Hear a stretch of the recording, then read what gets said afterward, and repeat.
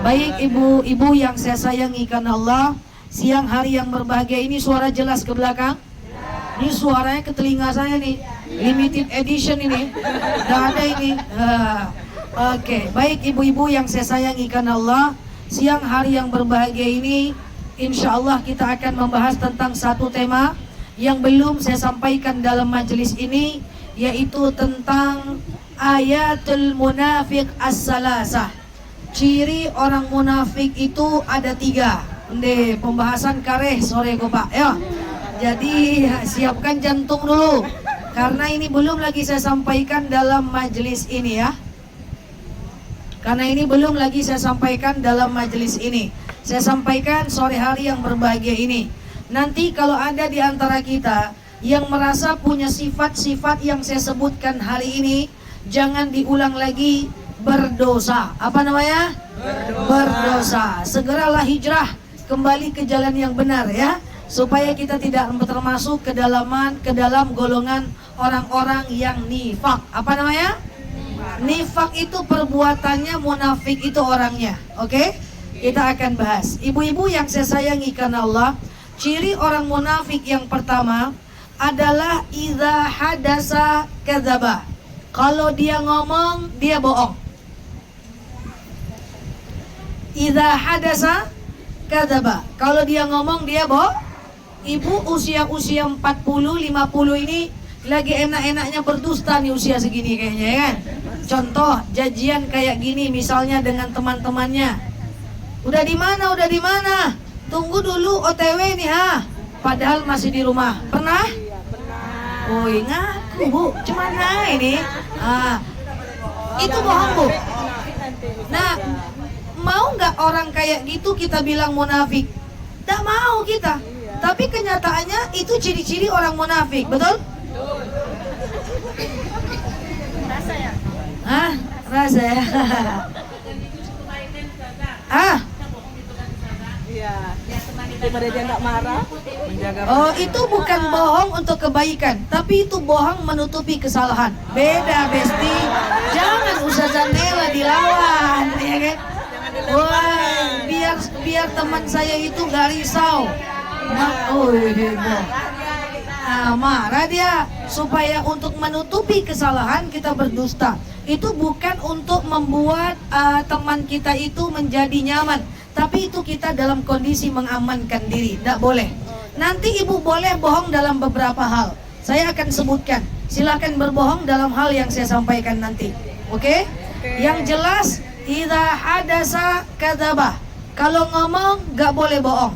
Apapun itu. Ini ndak, udah di mana? Udah di simpang, ta simpang mano aja leh. Itu ndak boleh. Pokoknya di simpang. Itu nggak boleh. Berdosa Bu, itu ciri orang munafik Bu. Ya, berdosa itu ciri orang munafik. Nauzubillah summa nauzubillah. Ini wajah-wajah OTW semua ini. Iya kan? Oke. Itu bohong namanya. Coba, berapa banyak di antara kita yang dulu waktu kecil membangunkan anak dengan bohong? Hei jago lah jam 7 ah. Padahal baru jam 6, benar ya? Iya. Pernah? Hijrah lah Besti. Hijrah lah. Oke.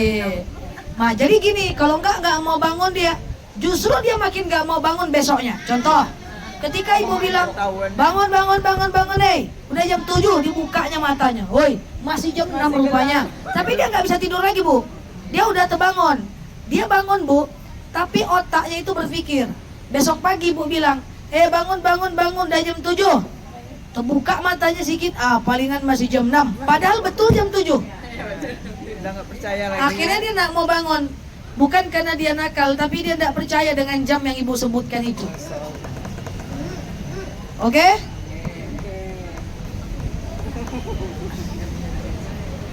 Berapa banyak ketika anak kita mau keluar rumah, ya ketika anak kita mau keluar rumah, terus kita bilang, jangan keluar rumah, ada hantu, kata kita.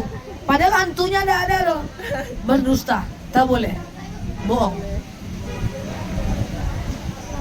Cantik ya bajunya, kata kawan kita. Nggak ada. Biasanya di pasar kagetnya. Padahal belinya di mall. Bohong. Pasar kaget. Boleh juga. Merendah, nggak perlu merendah. Yang udah Allah tinggikan jangan merendah, yang rendah jangan meninggi. Biasa aja. Ustazah Nela ini pintar ya, nggak ada. Sarah kuacinya, kan nggak gitu. Ustazah Nela ini pintar ya, alhamdulillah. Baca doa kalau dipuji. Rabbila, Allahumma ja'alni khairum mimma yazunnun. Ya Allah, jadikan aku lebih baik daripada apa yang dia katakan misalnya. Nah, catat tuh. Ayo. Allahumma ja'alni khairum mimma yazunnun. Khairun mimma Allahumma ja'alni, ya Allah jadikan aku khairun, lebih baik, mimma, dari apa-apa, yazunnun, yang dia katakan. Itu dia. Allahumma ja'alni. Nah, jadi sebelum saya lanjut, Ibu kalau mau catat silakan. Sebentar ya. Ada mimma ya dalamnya. Mimma yazunnun. Misalnya ibu bertengkar dengan ibu. Ibu apa namanya? Ibu Desi bertengkar dengan ibu Rina. Saya bilang dengan Bu Rina, Bu, iya. Bu Rina itu nitip salam loh sama ibu. Dia udah minta maaf kemarin, tapi dia malu ngomong sama ibu. Saya berdusta supaya orang ini berdua berdamai. Itu boleh. Oke? Yang kedua, boleh berdusta menyenangkan hati suami atau hati istri. Itu boleh. Ya. Misalnya suami ibu belikan ibu mukena. Ya, mukenanya itu tak cantik. Warnanya merah, kulit ibu hitam. Terus ibu bilang kayak gini, cantik bang, padahal macam dendeng balado. Boleh. Ya, menyenangkan hati suami atau hati istri. Dan yang ketiga, ibu boleh berbohong dalam kondisi berperang. Kalau perang kita boleh bohong, tentulah ya, kita boleh karena situasi lagi berperang. Jadi, ibu hanya boleh bohong dalam 3 hal ini. Selebihnya nggak boleh. Ada orang yang suka berdusta, tapi sambil bercanda. Dia serondokkan sendal temannya, dia serondokkan sepatu temannya. Lalu nanti supaya jadi bahan tertawaan. Bahasa kitanya adalah ngeprank. Pernah dengar ngeprank? Ngeprank itu dosa, nggak boleh. Insya Allah. Apa arti insya Allah? Insya Allah itu artinya adalah kalau Allah mengizinkan kita. Kalau Allah mengizinkan kita, itu insya Allah. Misalnya ibu bilang sama saya, Ustazah, besok datang dong ke rumah saya. Saya bilang, ya, insya Allah saya datang. Artinya, kalau Allah izinkan saya datang. Rupanya besok pagi saya males. Saya bilang, nggak usahlah datang. Kan kemarin udah bilang insya Allah. Maka kemudian saya tak datang. Sekarang saya tanya sama ibu-ibu, malesnya saya itu karena saya atau karena Allah? Karena saya. Sebenarnya Allah ngizinkan saya nggak? Sebenarnya Allah ngizinkan saya nggak? Izin. Tapi yang malas siapa? Berarti saya dalam kondisi memfitnah Allah. Bawa nama Allah. Enteng ya pada dosanya segitu. Dosa. Jadi kalimat insya Allah itu hanya boleh ibu gunakan di saat-saat ibu betul-betul yakin bisa berangkat. Hanya Allah yang bisa memisahkan antara kita dengan janji kita. Contoh mau kajian, ada jemaah yang bilang, Ustazah besok datang ya. Saya bilang insya Allah. Ketika saya bilang insya Allah, berarti hanya Allah yang sanggup memisahkan antara saya dengan janji saya. Contoh misalnya saya terjatuh, saya sakit, hujan lebat, macet. Hanya saya dan Allah yang bisa memisahkan. Jadi kalau ibu berjanji sama orang, rasa-rasanya ibu males, ibu jangan bilang insya Allah. Ibu cukup bilang semoga saya bisa ya, saya usahakan ya, gitu aja. Karena kalau ibu udah bilang insya Allah, itu udah janji namanya.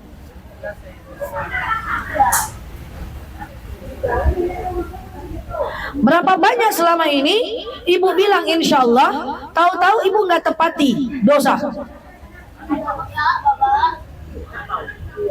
Ah, oh gitu pula ya.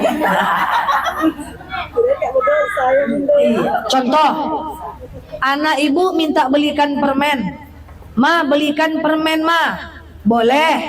Kau makan dulu, mandi dulu, nanti mak belikan permen. Udah makan dia, udah mandi dia, lupa dia.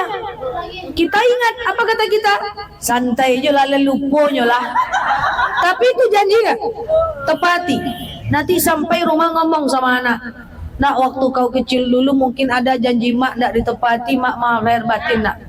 Karena kalau tidak ibu lakukan, diminta dipertanggungjawaban di hari akhirat.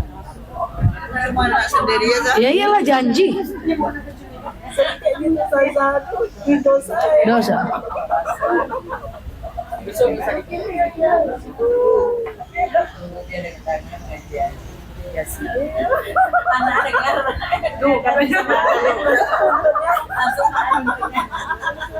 Tuh. Tuh nih. Suka janji-janji. Ma beli layang-layang, ma mandi dulu. Ada mandinya layang enggak yuk sampai gini. Sama mana si layang-layang. Udah besar pula deh. Ah, masa itu diminta pertanggungjawaban? Kullukum ra'in wa kullukum mas'ulun an ra'iyati. Setiap kita akan diminta pertanggungjawaban atas perbuatan kita. Iya. Ibu bantu saya lah ya. Ibu ke kasir aja minta caskan. Type C ya. Tipe C. Iya, cas. Makasih ya, Bu. Oke. Lanjut. Contoh. Ibu janji itu hutang. Harus ibu tepati. Maka bapak dan ibu tidak boleh berjanji dalam 3 hal. Pertama, tidak boleh berjanji dalam kondisi yang sangat sedih. Lagi sedih banget, cepat-cepat janji nggak boleh. Yang kedua, jangan berjanji saat sedang sangat marah. Yang ketiga, jangan berjanji saat sangat bahagia dan senang. Banyak orang janji saat sedih. Dia bertengkar dengan suaminya. Di sana nggak ada. Nggak usah, nggak bawa. Misalnya dia berjanji dengan suaminya, bang, iya, aku janji bang, nggak akan marah-marah lagi bang. Besok dia buat lagi. Pernah kayak gitu? Dosa, Bu. Ustazah nih, itu kan cuman kata-kata ustazah. Kata-kata itu ada hukumnya, Bu. Contoh, Bu. Orang murtad itu karena kata-kata. Mana bisa murtad dalam hati? Orang masuk Islam itu dengan kata-kata. Mana bisa masuk Islam diam-diam aja? Sholat pun dia kalau dia nggak syahadat nggak masuk Islam dia.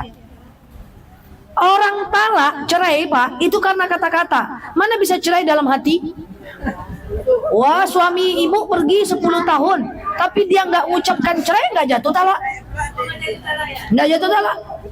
Talak itu hanya bisa dengan kata-kata. Kita belum bahas talak ya? Onde-mande. Belum lagi. Wah, talak itu penting. Ingatkan saya bulan depan. Talak dan masa idah. Jadi kalau di Dalam hati mana bisa talak? Anda bisa. Suaminya pergi 2 tahun 2 malam. Suaminya pergi 2 tahun misalnya. Lalu tapi dia nggak ngucap talak, nggak jatuh talak. Talak itu dengan ucapan.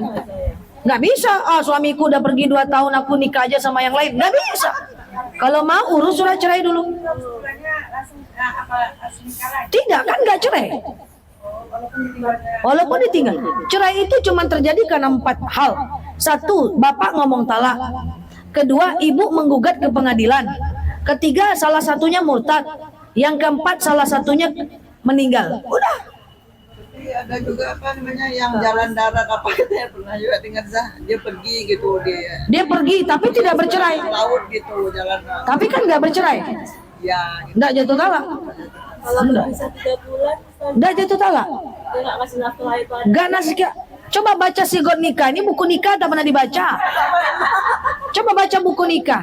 Ketika suami tidak menafkahi istri 3 bulan berturut-turut dan istri tidak ridho, maka istri boleh menggugat ke pengadilan. Kalau ridho, tak digugat, nggak jatuh talak. Jadi kalau ada suami yang ninggalkan istri 5 tahun, istri mau nikah lagi, harus gugat dulu suaminya ke pengadilan. Mana bisa nikah-nikah gitu? Barang tolong carai lah. Nikah sini juga nggak boleh. Lah kan harus cerai dulu. Nggak bisa, tetap jatuh talak. Iya. Kondisi apapun. Jatuh talak. Makanya nanti bulan depan kita bahas talak sampai tuntas. Oke? Nah itu dia. Mu'alaf, orang yang murtad. Murtad itu juga jadi jatuh talak. Jadi walaupun ibu cuma kata-kata sama suaminya, aku janji bang tidak akan melukaimu lagi. Ibu lukai lagi, dosa lagi ibu. Suami, aku janji akan membahagiakanmu dek. Rupanya kicuah, dosa. Makanya jangan ngomong cepat janji. Aku usahakan bang nggak nyakitin abang lagi. Aku usahakan dek membahagiakan engkau. Kan bisa tanpa kalimat janji.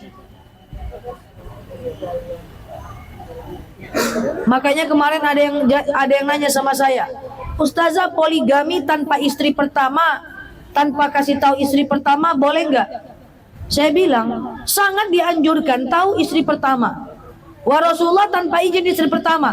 Bapak cobalah nikah poligami tanpa izin istri pertama, Pak. Apa jadinya hidup bapak, Pak? Setiap suaminya istrinya bilang, dek, bang, apakah adik satu-satunya? Satu-satunya dek, dusta lagi. Apakah abang mencintai adik bang?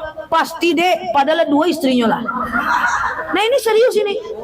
Apa jadinya hidup kalau kayak gitu? Bang, abang gak ada yang suka dengan yang lain kan? Nggak ada dek, ala beduto lah. Bang, cuman aku aja kan bang. Dek, berdosa juga. Itu bertahun-tahun mau beduto terus. Tak cocok bestoy. Tak cocok. Jadi kalau mau berlawan sama saya payah juga. Cuman saya tidak mau menyinggung bapak-bapak yang poligami ya kan. Tapi hati-hatilah. Bener nggak tuh? Istri itu nyana terus dia. Aku kah bang satu-satunya. Dah berdosa lagi. Hati-hati berjanji. Janji utang sama dengan utang. Saya tanya, utang harus dibayar nggak? Ibu ada punya anak, lalu anak ibu punya THR. Dapatlah anak ibu THR, banyaklah isi kantongnya. Tahu-tahu ibu pinjam 100.000, pinjam 100 nak. Kira-kira wajib ibu ganti nggak? Wajib ibu ganti nggak? Wajib. Walaupun uang anak ibu. Terdengar saya di belakang. Salah sih sadonyo. Bapak ngasih istri uang. Ini uang dek, pandai-pandai kamulah mau kamu apain uangnya. Tahu-tahu dicampurnya dengan duitnya atau duit suaminya. Itu hak istri karena pandai-pandai kamulah. Lalu dia pinjam, dek pakai dulu duit 100 dek, harus diganti nggak? Harus ganti nggak? Ganti, kecuali istrinya ridho. Jadi ibu-ibu ada 2 pilihan buat suami-suami yang suka pakai duit ibu. Ikhlaskan sekarang atau minta.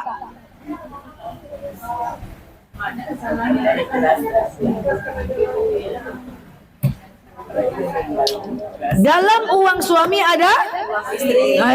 Enak aja. Dalam uang suami ada hak istri, walaupun ada hak suami di situ. Dalam uang istri tidak ada hak suami. Rasulullah Shallallahu Alaihi Wasallam tidak pernah memakai uang Khadijah. melainkan dalam dua hal. Pertama, Khadijah memberinya tanpa diminta. Yang kedua, Rasulullah meminjamnya dan menggantinya. Jadi bapak-bapak yang pakai uang istri ganti. Kecuali istrinya ngomong, bang, yang penting uangku uangmu bang. Kaulah belahan jiwaku, jantung dan hatiku. Ayo kita nikmati bang. Ya uangku adalah uangmu bang. Tapi istri macam ni cuma ada dalam mimpi aja. Kalaupun ada, lama-lama dia ngomong juga.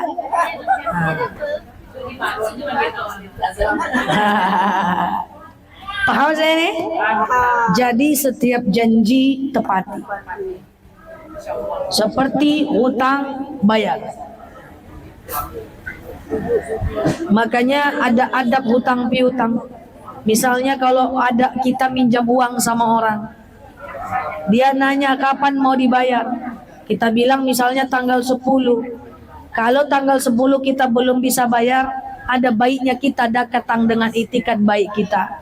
Orang yang minjamkan uang sama kita itu, dia bukan orang tua kita, bukan suami, bukan istri, tapi dia baik tulus minjamkan uang sama kita. Lalu kemudian kalau kita tak bayar, kita lari, jahat betul kita. Kalau nggak sanggup bayar, ngomong, saya punya utang, saya nggak sanggup bayar sekarang, janjinya tanggal 10, saya minta waktu ya bu, gitu. Ini sengaja setan ini, orang yang meminjam uang meniatkan untuk tidak bayar, sehingga orang yang meminjamkan begitu mulia hatinya. Tapi kadang-kadang setan itu mengganggu, dibuatnya orang yang berhutang tidak membayar, sehingga yang dihutangkan tidak ikhlas. Dua-duanya neraka. Atau dia berghibah,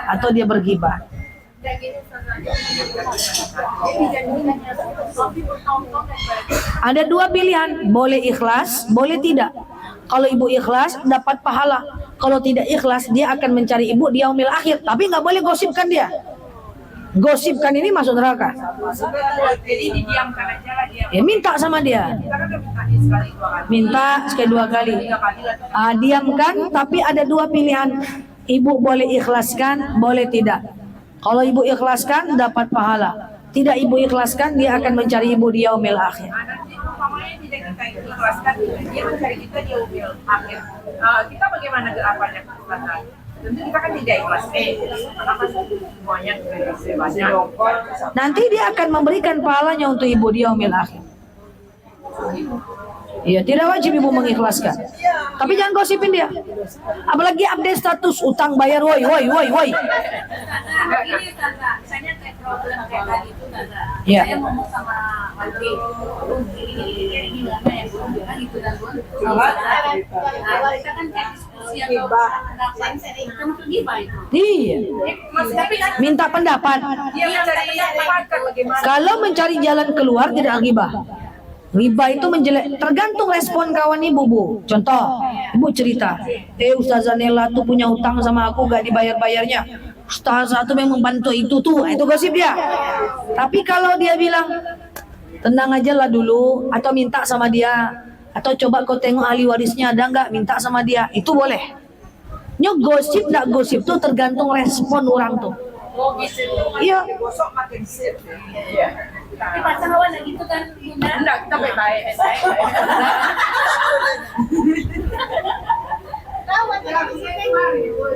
Iya, Binor.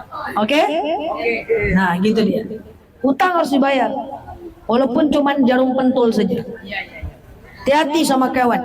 Pinjam jilbab kau dulu ya, nggak balik-balik dia sampai akhir zaman. Sayang orang jaga. Kawan tuh sungkan memintanya. Nah, kita biarkanlah jilbab tuh di rumah kita terus. Kalau minta. Minjam. Lau saja uang yang udah dikasih suami, uangnya untuk kita. Suaminya minta, kan tadinya uang suami, tapi beda akad.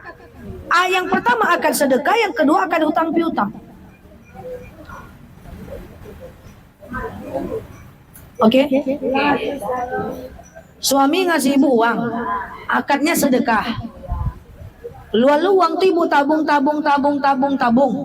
Jadilah uang ibu atau uang bersama. Lalu suami bilang, aku pakai dulu duit nih ya. Minjam itu Bu. Lah kan itu uang suami. Kan uang suami udah diakadkan sedekah.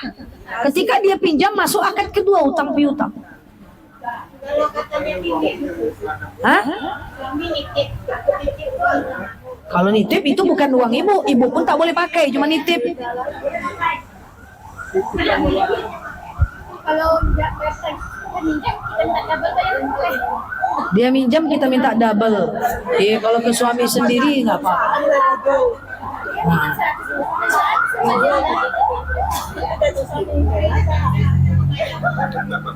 Iza hadasa kadzaba.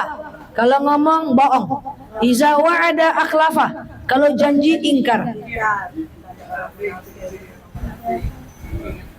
Jangan cepat-cepat janji. Mama janji nak ndak marah-marah lagi nak. Seharinya. Sejam. Ya. Tapi ndak boleh ngomong janji. Mama usahakan ndak marah lagi nak. Lai bisa tuh. Insya Allah. Kalau gimana cara menghilangkan rasa marah ya Ustazah ya? Apa? Menghilangkan rasa marah. Oh, saya usahakan Ustazah. Saya usahakan Ustazah. Iya. Kalau untuk berubah, insya Allah, kalau Allah menghendaki, kira-kira Allah menghendaki nggak ibu berubah? Oh, menghendaki. Kitanya berarti, Berubah, undang apa nih bunga jadi? Cara menghilangkan rasa marah. Gimana cara ngindahin rasa marah? Pertama, iza ghadiba ankum falyaskut. Kalau kita marah, kita diam dulu. Kenapa ibu langsung marah? Kenapa ibu suka marah-marah? Karena nggak bisa diam. Jadi ada dalil iza ghadiba ankum falyaskut. Kalau kalian marah, diam dulu. Karena kenapa? Karena kalau kita dibikin marah sama seseorang, kita terpancing untuk marah. Saat itu ketika kita marah, setan akan masuk. Apa tugas setan? Ada dua tugas setan. Yang pertama, setan akan menutupi mata kita dari kebaikan orang yang kita marahi dan membuka mata kita dari keburukan orang yang kita marahi. Makanya kalau kita marah dengan seseorang, hilang baiknya, yang ada cuman buruknya aja. Karena setan udah ikutan. Nggak pernah mau bahagia juga bang loh. Padahal BB lah 90 ah. Jadi diam dulu. Yang kedua, kalau masih marah juga, marah tegak bawa duduk, marah duduk bawa baring. Masih marah juga, maka lakukan yang selanjutnya. Apa itu? Yaitu ibu bawa wudu, bawa sholat. Marah juga, rasa-rasa tidak. Coba praktek dulu. Jadi langsung tidur. Jadi gini Bu, kalau kita marah-marah misalnya sama anak, kamu nih begini. Besok dia ngulang lagi gak? Ngulang. Karena yang dia dapat cuman mama marah, nenek marah. Dia nggak ngerti informasinya. Karena ketika kita marahin seseorang, adrenalinnya nggak stabil. Ketika adrenalinnya nggak stabil, maka dia nggak dapat menangkap dengan baik yang dia tahu cuman kita marah. Pernah ibu pelajaran di sekolah dulu, susah kalau gurunya killer. Susah menangkap pertanyaan, susah menangkap pelajaran. Karena kalau orang dimarah, dia nggak ada kesempatan berpikir. Ya, coba tes, marah, diam dulu. Diam, wudu, bawa sholat, hilang marahnya nanti. Hah? Kalau mau bawa sholat apapun boleh, tapi banyak istighfar. Astagfirullahaladzim, alladzi la ilaha illa. Coba dulu, coba diam dulu. Belum lama. Iya. Oke Bu, hati-hati, jangan marah-marah, jangan berjanji macam-macam, jangan cepat berjanji saat sedih, saat marah, apalagi saat bahagia. Kemudian ngomong jangan bohong, karena itu dosa. Ibu jangan kira dosa itu enak. Dosa itu efeknya nggak cuma di akhirat, efeknya di dunia kita rasakan. Apa efek kalau kita suka marah-marah, suka nyakitin orang, suka berbuat dosa, apapun dosa? Efeknya satu, kita susah menangkap ilmu pengetahuan. Mau belajar kok susah. Apalah kata ustaz, kok lain ujung lain pangka. Yang kedua, dosa itu membuat hati gelisah, risau terus, was-was terus. Itulah akibat dosa. Yang ketiga, susah urusan dunia kita.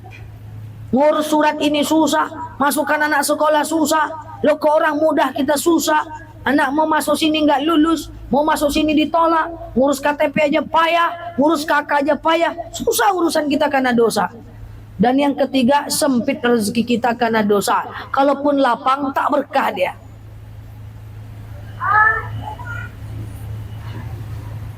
Itu nengok ya. Jadi dosa itu bukan cuma di akhirat, di sini pun kita akan merasakan efeknya di dunia. Susah urusan, sempit rezeki, susah belajar, hati gelisah. Banyak dosa. Iya.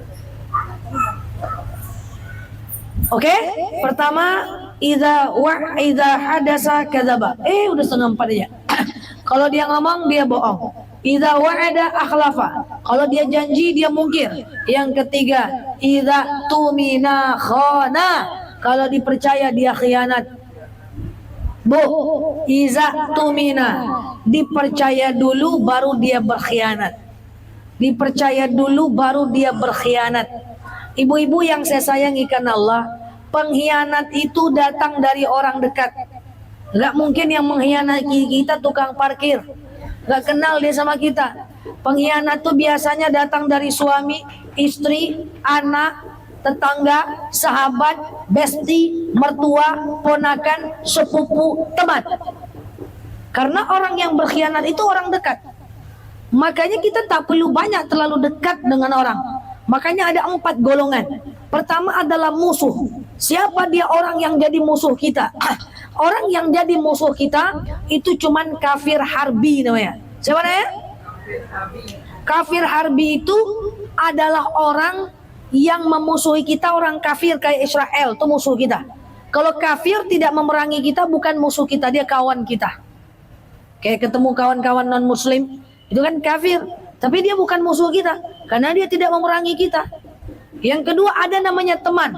Teman itu kayak kita nih, say hello, halo, itu teman. Yang selanjutnya adalah teman dekat. Siapa itu teman dekat? Bahasa Arabnya adalah qarib. Dia ceritakan masalah dia ke kita, tapi kita tak ceritakan masalah kita ke dia. Itu teman dekat. Yang ketiga, yang keempat adalah sahabat. Dia cerita masalah dia ke kita dan kita cerita masalah kita ke dia. Sahabat ini berpotensi berkhianat. Karena ada masalah kita dengan dia. Makanya jangan terlalu banyak cerita tentang diri sendiri. Kita itu boleh dekat sama orang, tapi tidak serta-merta kita ceritakan banyak hal. Hati-hati, jangan ceritakan mimpi besar kita, termasuk mimpi besar anak kita. Ibu suka kali cerita, anak baru mau masuk kedokteran, ibu cerita ke satu perumahan. Woi anakku mau masuk kedokteran, mau masuk kedokteran, mau masuk. Woi, datang kawan menghalangi. Nak kena tuduh maha tu. Biaya prakteknya juga udah berapa? Maha tu, ada patah ibu. Ibu bilang sama anak, jangan le masuk maha tu nak. Orang akan banyak menghalangi mimpi besar kalau kita suka cerita. Sering nggak terjadi? Anak mau masuk polisi, belum masuk ibu udah cerita-cerita. Oh ya anakku masuk polisi, masuk ndak do gitu do, kalau ndak orang dalam ndak lulus do. Nah bercerita oleh ke anak, nak ndak bisa tu dah nak. Banyak para pengkhianat yang tak semua orang senang dengan hebatnya kita. Makanya mimpi besar tuh jangan banyak cerita, karena banyak orang yang akan mematahkannya.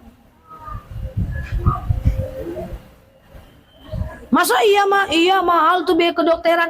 Siapa yang bilang tuh tetangga? Ada nggak anaknya kedokteran? Nggak ada mah. Sering kan? Makanya saya tipe orang yang tidak pernah menceritakan mimpi besar saya. Hanya saya dan Allah yang tahu. Maka saya punya prinsip, bergeraklah dalam keheningan, biar kesuksesan yang membuat kegaduhan. Ulang lagi saja. DP dulu. Bergeraklah dalam keheningan, biar kesuksesan yang membuat kegaduhan. Langkah kita jangan kasih tahu juga. Kita pengen sukses, kita punya langkah ini. Nanti ditikung sama orang. Oh, ndak ada tuh do. Hah? Ada impian orang masih Menjatuhkan. Maka ceritakan dengan orang yang kita percaya, dan itu tidak banyak orang. Rata-rata mengkhianat baju saja. Hah? Mengkhianat baju. Saya cuma cerita dengan ibu. Saya tamat S1, S2, S3 cepat aja. S1 saya 3,5 tahun. S2 saya 1 tahun 4 bulan. S3 saya 1 tahun 8 bulan. Tidak ada satu makhluk pun yang tahu waktu saya nulis disertasi. Waktu saya nulis skripsi itu teman-teman saya nggak tahu. Kalau teman-teman tahu, santailah dulu Nel. Cepat-cepat kali tamatnya Nel. Slow lah. Nggak jadi saya nulis. Tiba-tiba udah wisuda aja udah. Begitu. Jadi bergeraklah dalam diam. Biarlah kesuksesan yang membuat kegaduhan. Itu maksudnya. Akan banyak penghalang. Kita bukan seuson dengan manusia, tapi kita hidup di iklim yang saling banyak mematahkan. Belum masuk lagi udah cerita. Anakku masuk STPDN. Woi, banyak tuh di situ terjadi yang aneh-aneh. Nggak jadi. Berapa banyak mimpi tak jadi karena suka cerita sama orang. Jangan ceritakan tentang mimpi besar kita. Langkah kita jangan cerita. Dan kesedihan kita jangan cerita kepada sembarang orang. Karena tak semua orang sedih. Orang bertanya karena dia peduli. Kadang-kadang dia cuma kepo-kepo aja.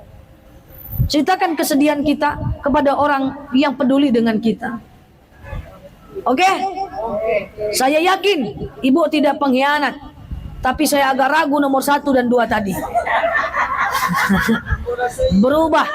Ambo rasa iyo tapi ambo ragu kata ibu. Nomor 1 dan 2 tadi berubahlah. Jangan bohong-bohong terus. Hal nggak penting pun ibu bohong.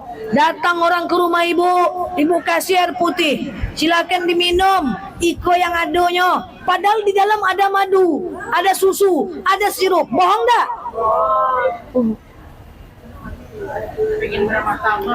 Bohong? Niat benar, cara salah.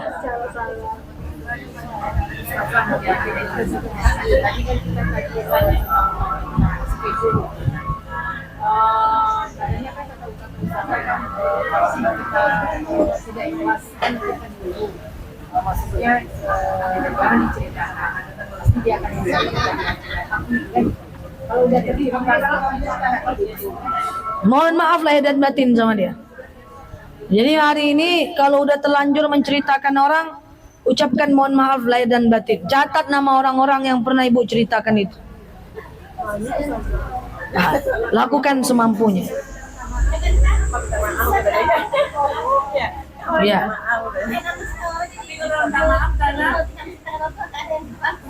Karena kurang sibuk aja.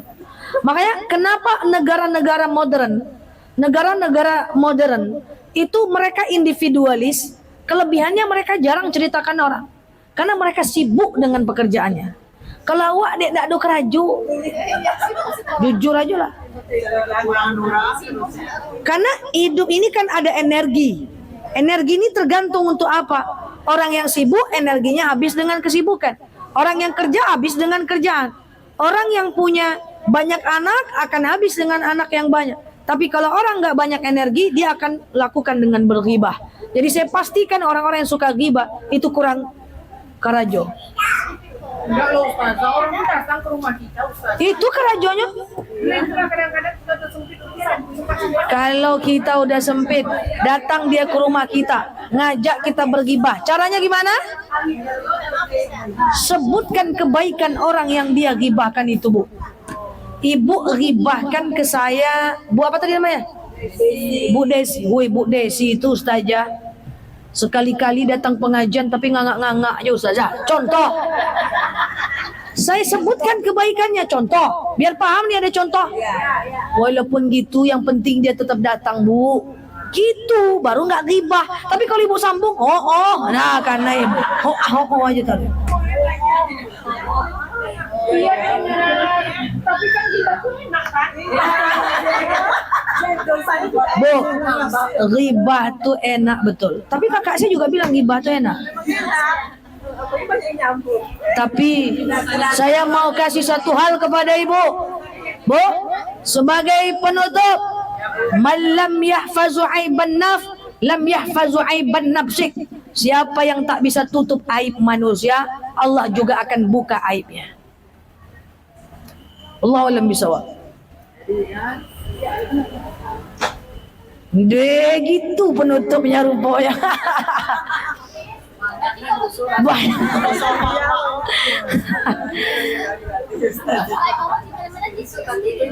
Ya dia kena sendiri, Bu. Siapa yang buka aib orang, Allah akan buka aibnya. Nanya misalnya kan ada gini, kadang kita bos status begini aja mesti Ya. ini dalam pengalaman hidup sehari-hari. Terus apa jawab di komen orang, wah luar biasa Bu, dipujinya kita gitu kan, mantap Bu. Terus kita balas gini, maaf baru belajar, saya hanya manusia yang fakir ilmu gitu. Nah, itu kan Itu boleh, gak apa-apa, nggak kita mau apa itu kan gak masalah, gak masalah. Yang tidak boleh itu berdusta. Bu, cantik rumah, silakan Bu masuk ke rumah saya, ini gubuknya, padahal gedung. Nanti kita bahas adab menerima tamu dan menyambut tamu. Banyak kali mau dibahas. Pengajian saya sebulan ya. Talak dulu. bulan depan Ya. yang meninggal Hah? ya. Adab menyambut tamu, terima tamu, banyak salam. Misalkan kayak tuh akhir kan, kita kan tunjuk tuh mata kita tuh ke sejadah apa Ketelunjuk. Iya. maksudnya. Kalau kita sholat, mata kita kesempat sujud. Waktu tahiyat akhir atau tahiyat awal kan naik, langsung pindah ke telunjuk. Baru balik lagi ke sejadah. Oh pas waktu dinaikkan telunjuk aja kan. Iya. Matanya siapa enggak? Iya. Ya, sedikit dapat nih kajian kita kan alhamdulillah. Banyak ilmu yang dapat. Bawa aja saja pulang ya. Kemarin tanya kan. Nanti kalau sampai di rumah hidup powernya fit, ngomong lagi. Cukup? Cukup. Ada pertanyaan apa? Bang Bakri, wajah baru. Dia memang tidak ada casnya. Yang mana ada? Casnya dia nggak punya. Nggak punya. Biasa. Iya. Dia mehong gimana? Baik, wallahu a'lam bishawab. Ala hazihi niyah al-Fatihah.